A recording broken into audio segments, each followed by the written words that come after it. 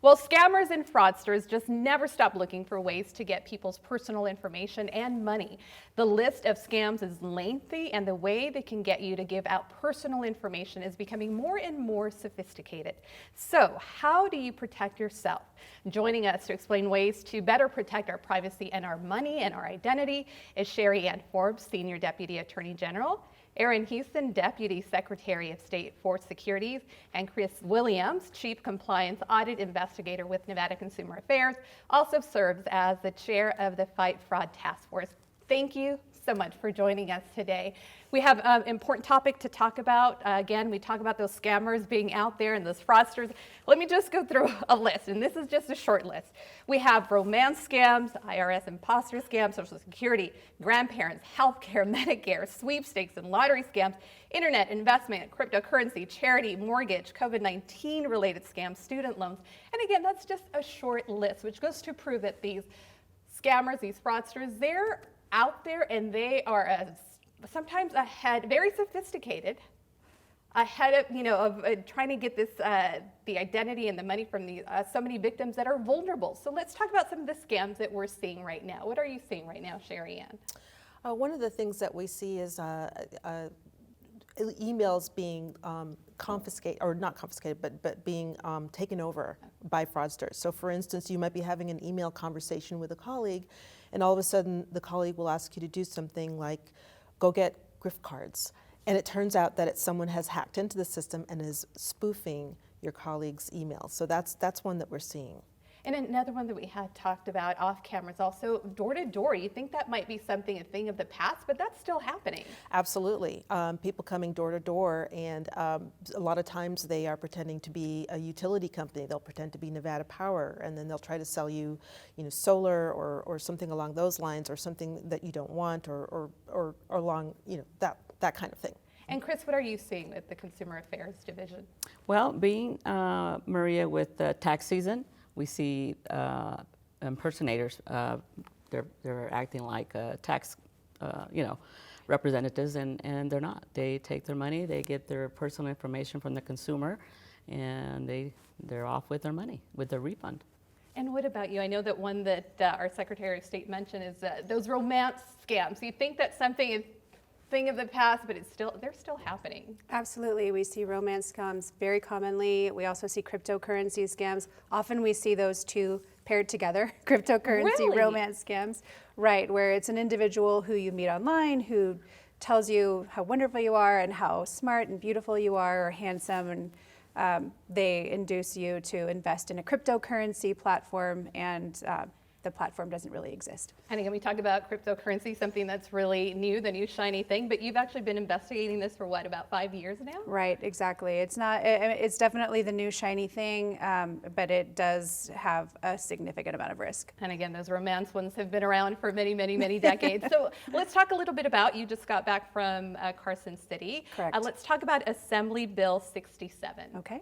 So Assembly Bill 67 is our attempt. We're seeking to create a restitution fund for victims of securities fraud. So those people who are defrauded and have lost a significant amount of their savings or any money that they've been earning, and even if it's just a small amount, could then, if the bill passes, would be able to seek financial assistance from our office. And why was that so important? This is Nevada Secretary of State Francisco Aguilar, the first bill that he introduced. Why was this such a priority? It was a huge priority to our office because we see so many victims of investment fraud who have no resources left, and we needed to find a way to help them get back on their feet. And Sherry Ann, let's talk a little bit about from the Attorney General's office, because I think a lot of people don't know that the Consumer Affairs Division exists. A lot of people don't know that there are, you just did this for securities frauds, which is, there's so many different scams at many different levels. With the Attorney General's office, when somebody contacts you, what recourse, information do you give them? How can they get help from the Attorney General's office? Well, the first thing we do is we investigate to see what kind of a complaint they have and whether there are any consumer laws that have been violated. And if that's the case, then we can intervene and we can contact the company and see if we can get some sort of redress. If that doesn't work, we always have the ability to bring civil suits against companies to get them to do what they need to do and get an administrative order or a district court order against them. In the meantime, we also give resources to the consumer in terms of going to legal aid if they can't afford an attorney, to help try and get some recourse on the private civil suit side. And Chris, let's talk about the Consumer Affairs Division. I was reading, you sent me some information that in the calendar year 2022, the state of Nevada Consumer Affairs helped consumers recover nearly $1.75 million. Again, $1.75 million. That's a lot of money. It is. It's a lot of money. We're a small unit. However, we're very effective, and most of our complaints that we receive, they're individual complaints. They're individual consumers. Sometimes we do receive like 10 or 15 complaining about a certain company, and we're able to recoup some of their monies that they've lost. And let's talk a little bit about Nevada, Las Vegas in particular. We're very unique because we are a tourist destination. So again, these scammers that are always seem to be a step ahead are scamming our tourists. Tell me about a story about one of our senior tourists who was here from Hawaii. What happened with that? Absolutely. She was 86 years old, and she just happened to leave and went to go get some water down the street, and a business salesman approached her. And so it was a facial, free facial, and so she was enticed to go in there, and they did the facial.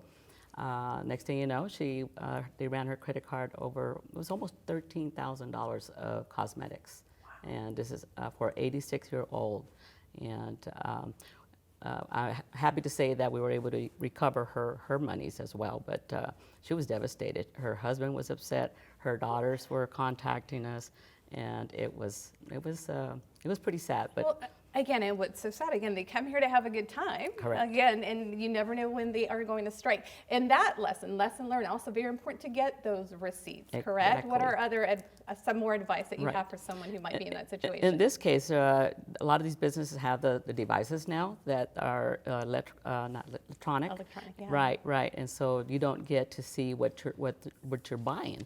So at that point, I believe they told the consumer that they were out of paper. So they took her credit card, took it to the back, and they ran it up to almost $13,000. She got home to Hawaii. She received some packages, all cosmetic, and they tried to return it, and they would not accept it. They said they couldn't accept it. And so we intervened, and my investigator and I went and knocked on their door, and a few times actually, because the first time they were like, well, she's very happy. They take pictures with the consumer, and she looked happy, she was smiling, and who knows what they told her to, excuse me, to smile. But they tried to say that she was a happy customer.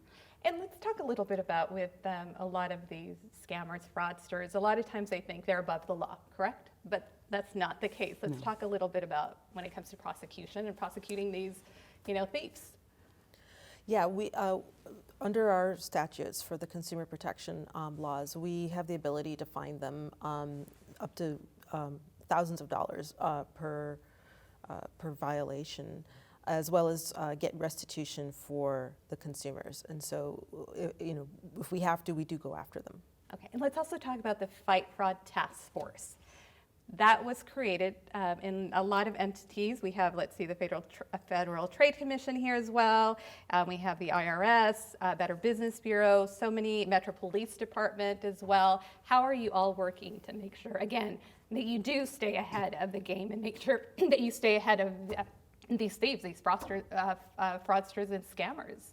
Right. So I am the chair Yeah. for the Fight Fraud Task Force. It's under the Nevada Consumer Affairs, and that was established by Elizabeth McDaniel back in, I think it was in 2000. And so it's been part of Consumer Affairs. And so it's a coalition of government agencies getting together.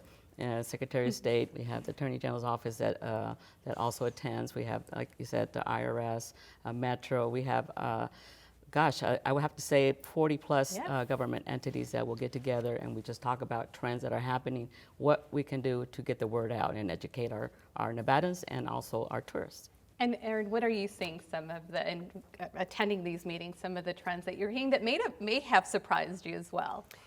It is invaluable to attend these meetings. I think the most helpful thing for me is just hearing from the other agencies what they're seeing. For example, I had no idea that these two scams existed. I mean, I've heard about them sort of on the periphery, but to know that they're so prolific and something that other agencies are seeing is extremely helpful to me. And it helps us as a regulatory agency and an investigatory agency to know the full landscape of what Nevadans are seeing. And I do want to talk, one of the reasons we wanted to do this show is, and I had shared this with you off camera, I had a dear friend of mine reach out to me right after the holidays. They got her identity, stole her identity, took all her money. She wasn't able to give her kids a Christmas, and she was just devastated. And she said, Maria, I'll be able to restore my credit, might take years to do. You know, I'll be able to get that money back. She's like, but I can't get the emotional part of it. She's like, I'm paranoid now. I feel like that lost sense of security, that, you know, she doesn't trust people anymore. What is being done to help the victims going above and beyond the monetary? I know there's some great organizations helping, you know, now with this bill, hopefully to get some funds back. But what are we doing to help the victims when they are emotionally scarred for life? A lot of them, you know, it is, unless you've been through it, I think you don't realize there's might not be that empathy. But again, she said, how do I recoup that feeling of helplessness? Well, unfortunately, we don't have anything in place right now, but AG Ford is trying to get approval in his budget to hire a victim advocate for the office to do exactly that kind of work, because like you said, it is really important for the victims. Yeah, have you heard of anything that is being done to help these victims when it comes to the emotional aspect of it? I think for our agency, Consumer Affairs, I think once you allow them to hear them out, I get people crying on the phone, I get them in person crying, and it's very sad. And so we hear them out, and they actually do feel a little better when they leave, knowing that there is some help. Right. And again, a lot of people do not know about Consumer Affairs, and this is a free resource for them. It's under the Department of Business and Industry that also has 11 divisions, and there's a lot of resources there. There's Labor Commission, just to name a few, financial institutions, and mortgage lending. Those are resources that people can also use, because we also receive complaints against mortgages, real estate agents, and they come to us and we direct them to the correct agency. And we do have the National Consumer Protection Week coming up as well? That's correct. That is on March, usually in the beginning week of March, and we normally would have an in-person event, and again, we would have all these valuable agencies that provide all this information. And this year, we're only going to do a segment through social media, and hopefully next year we will do it in person and provide all that information to our consumers. Okay. Erin, anything, again, this bill is a step in the right direction. Anything else that the Secretary of State is working on to help victims of fraud? Well, we're just trying to expand our outreach and expand information about our office and what we do and how we can help. And part of that is investor education. So really our focus is on investor education and outreach so that we can bring people into our office and give them a voice and an opportunity to be heard. And that's so important, giving them a voice, because again, they go after the most vulnerable populations. We were also talking about how they also target minorities.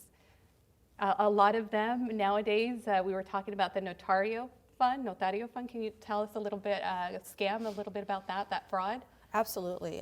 Fraudsters will go out there and they'll put up a shingle saying that they are a notario. Now, in Mexico, a notario is someone who actually can do legal work, like a lawyer. But here in the United States, a notary public can only authenticate signatures. And so fraudsters will take advantage of that confusion and get people in there, Spanish-speaking people, and unfortunately take advantage of them.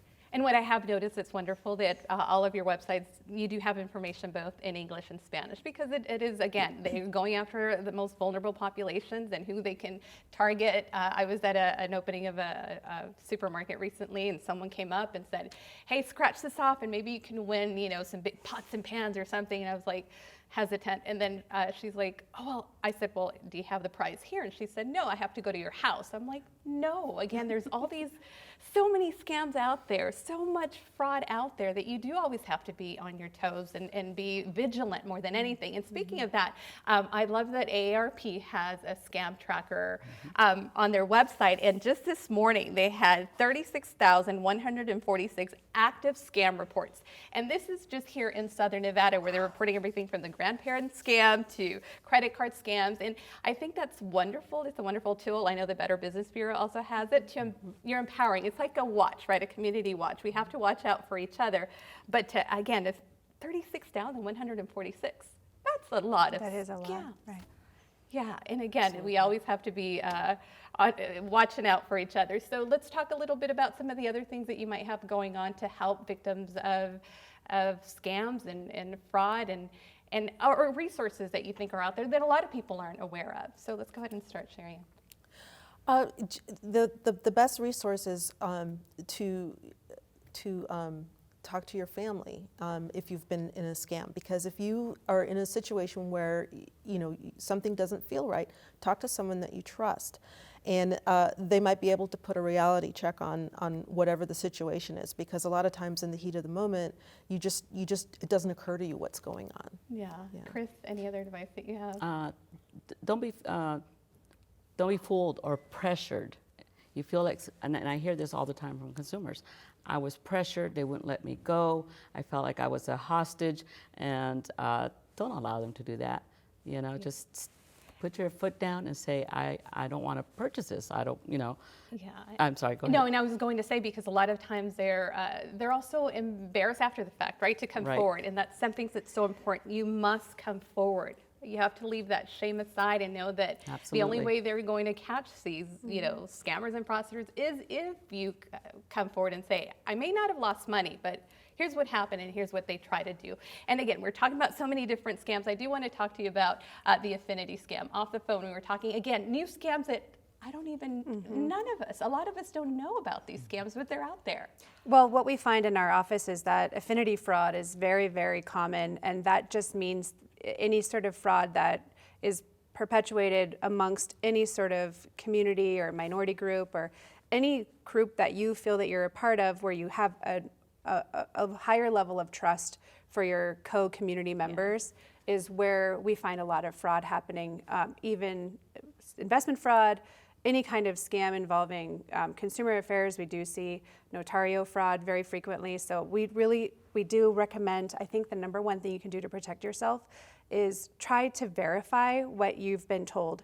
So for example, you can contact our office and find out if somebody's licensed. You can even find out, we have a document preparation services office section within our office. You can find out if somebody is a licensed document preparer by calling the Secretary of State's office and looking up that information. So I would really recommend, don't believe everything that you're told, even if it's from somebody that you would otherwise trust or feel that you have something in common with.